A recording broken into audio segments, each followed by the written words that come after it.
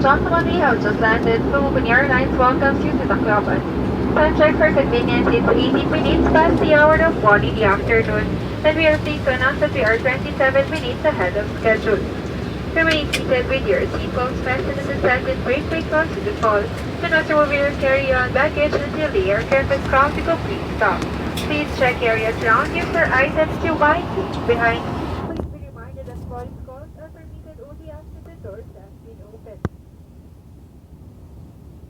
On behalf of Captain Victorino, First Officer Jimenez, and the rest of the crew, we thank you for flying with Philippine Airlines, the heart of the Filipino. Mabuhay at maraming salamat po. Ladies and gentlemen, please be reminded that removal of any flight property is prohibited. Kindly leave these items in compartment for the benefit of our next passengers. And upon disembarkation, all passengers are instructed to proceed directly to the arrival area. For safety and security reasons, loitering and picture taking at the ramp area is strictly prohibited. Please be mindful of the safety codes and maintain a safe distance from the wings and engines of the aircraft. Thank you for your cooperation.